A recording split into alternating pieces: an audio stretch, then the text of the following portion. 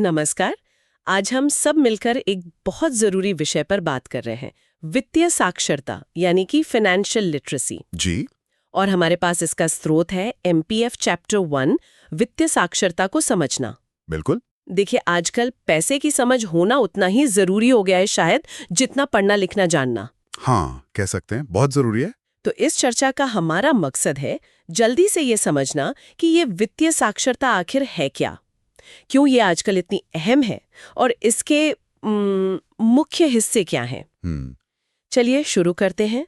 तो आसान शब्दों में वित्तीय साक्षरता क्या है? देखिए, सीधे तौर पे कहें तो ये एक काबिलियत है पैसे से जुड़ी बातों को समझने की। अच्छा। और फिर उस समझ के आधार पर पैसे को सही ढंग से मैनेज करने की, ताकि हम सोच समझकर फैसले ले सकें। तो इसमें क्या क्या आता है? जैसे इसमें कई चीजें हैं, जैसे अपना बजट बनाना, पैसे बचाना, सही जगह निवेश करना, हाँ, कर्ज को समझना और संभालना, रिटायरमेंट के लिए सोचना, और जो पैसों से जुड़े जोखिम हैं उनसे कैसे बचा जाए, ये सारे स्किल्स इसमें शामिल हैं। ओके। और पता है, इस चैप्टर की खास बात मुझे लगी कि ये सिर्फ जानने पर नहीं रुकता। अच्छा। हाँ, ये कहता है कि जानना काफी नहीं है, उस जानकारी को इस्तेमाल करना आना चाहिए। मतलब प्रैक्टिकल एप्लीकेशन। बिल्कुल। जैसे उदाहरण दिया है चक्रवृद्धि ब्याज का, कंपाउंड इंटरेस्ट का। हाँ हाँ। अगर किसी को इसका फंडा ठीक से नहीं पता तो वो अनजाने में ही क्रेडिट कार्ड के कर्ज के जाल में फंस सकता है। चैप्टर में से एक तरह की चेतावनी की तरह बताया गया है। ओह। और दूसरी तरफ अगर यही समझ हो तो कोई जल्दी निवेश शुरू करके और लगातार करके अच्छा पैसा बना सकता है। तो ये समझ हमें आर्थिक आजादी की तरफ ले जा सकती है और धोखाधड़ी से भी बचाती है। एग्जैक्टली, बिल्कुल। तो ये सिर्फ हिसाब किताब नहीं है, ये व्यवहार भी है। मतलब हमारी आदतें, हमारे फैसले। हाँ, व्यवहार बहुत बहुत अहम है इसमें। तो फिर इस स्रोत के हिसाब से वो कौन से मुख्य मैदान हैं, कौन से एरियाज है जहां ये समझ खास तौर पर काम आती है? जी, चैप्टर 1 कुछ खास एरियाज बताता है। पहला तो है बजट बनाना। इसमें वो 50-30-20 वाला नियम बताया है। अच्छा। जैसे 50% जरूरतों पर, हाँ। 30% अपनी चाहतों पर और 20% बचत या निवेश में। ये काफी पॉपुलर नियम है। जी। दूसरा है बचत करना, खासकर इमरजेंसी के लिए। चैप्टर कहता है कम से कम 6 महीने के खर्च जितना इमरजेंसी फंड होना चाहिए। सही है, अचानक कुछ हो जाए तो। बिल्कुल।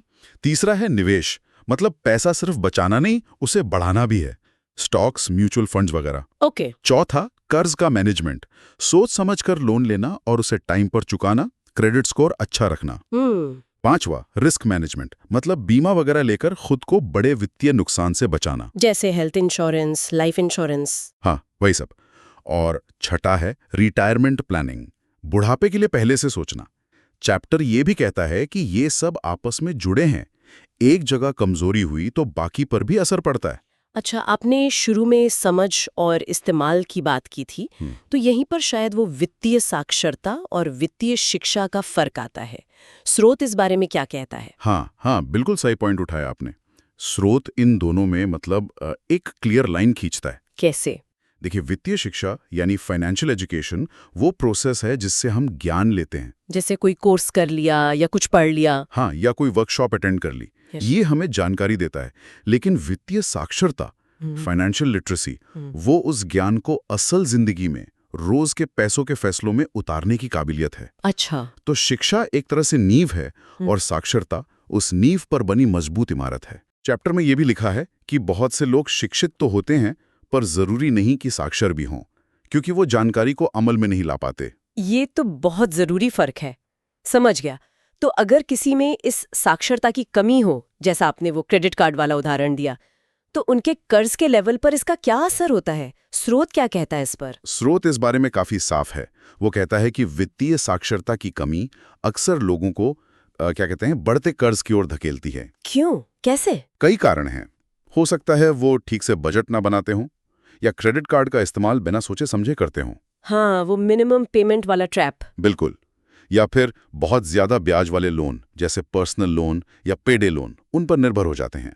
चैप्टर 1 में जिक्र है कि कई बार लोग ब्याज दरों का पूरा असर समझ नहीं पाते। मतलब वो लंबे समय का इम्पैक्ट नहीं देखते। हाँ, या लोन चुकाने में कितना वक्त लगेगा इसका अंदाजा नहीं लगा पाते, और नतीजा वो एक कर्ज के ऐसे दलदल में फंस जाते हैं जिससे निकलना बहुत मुश्किल हो जाता है। और ये सिर्फ पैसों की तंगी नहीं लाता होगा, मानसिक तनाव भी बहुत होता होगा। जाहिर सी बात है, बहुत ज्यादा। ये तो वाकई चिंता की बात है। अच्छा, इसमें सरकारों का भी तो कोई रोल होता होगा? मतलब क्या सरकारें कुछ करती हैं लोगों को ज्यादा साक्षर बनाने के लिए? हाँ हाँ बिल्कुल, सरकारें अहम भूमिका निभाती हैं और स्रोत इसका जिक्र करता है। जैसे वो जागरूकता अभियान चला सकती हैं, स्कूलों के सिलेबस में फाइनेंशियल एजुकेशन को शामिल कर सकती हैं, आम लोगों के लिए मुफ्त सलाह या साधन मुहैया करा सकती हैं, जैसे कोई सरकारी वेबसाइट हो या ऐप हो बजट बनाने में मदद करने के लिए। अच्छा, और रेगुलेशन का क्या? वो भी है। सरकारें बैंकिंग, निवेश जैसे क्षेत्रों के लिए नियम कानून बनाती हैं ताकि ट्रांसपेरेंसी रहे, ग्राहकों के साथ धोखाधड़ी ना हो। सही है। इनका मकसद होता है देश में एक तरह की आर्थिक स्थिरता लाना और लोगों को जिम्मेदार फाइनेंशियल बिहेवियर के लिए प्रोत्साहित करना।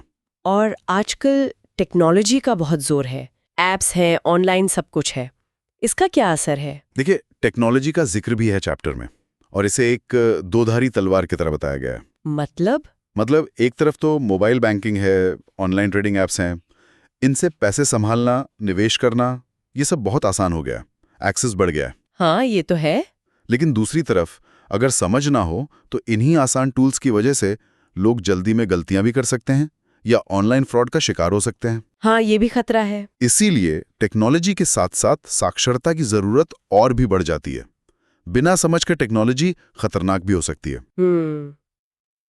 तो कुल मिलाकर इस पूरी बातचीत से और एमपीएफ चैप्टर 1 से क्या टेक अवे है, क्या निचोड़ निकलता है? निचोड़ मेरे ख्याल से ये है कि आज की जो जटिल अर्थव्यवस्था है उसमें वित्तीय साक्षरता सिर्फ एक स्किल नहीं है, ये एक तरह से एम्पावरमेंट का टूल है, सशक्तिकरण का जरिया है। सशक्तिकरण, जी। ये हमें मौकों का फायदा उठाने में मदद करती है और जो रिस्क्स हैं उनसे बचने में, ताकि एक ज्यादा स्थिर, ज्यादा सुरक्षित आर्थिक भविष्य बन सके। ये आत्मविश्वास भी देती होगी कि हाँ, हम अपने पैसे को कंट्रोल कर सकते हैं। बिल्कुल, कंट्रोल वाली भावना बहुत जरूरी है। ये बात तो सोचने वाली है। हाँ, और यहीं से एक सवाल उठता है जिस पर शायद हमारे श्रोता भी सोच सकते हैं। बताइए। कि ये देखते हुए कि टेक्नोलॉजी हमें फाइनेंशियल टूल्स तक पहुंच तो बहुत आसानी से दे रही है, लेकिन जैसा हमने कहा, बिना समझ के ये जोखिम भी बढ़ा रही है। तो आज अभी कोई भी व्यक्ति अपनी फाइनेंशियल अवेयरनेस को बेहतर बनाने के लिए इन्हीं कॉन्सेप्ट्स के आधार पर एक छोटा सा कदम क्या उठा सकता है?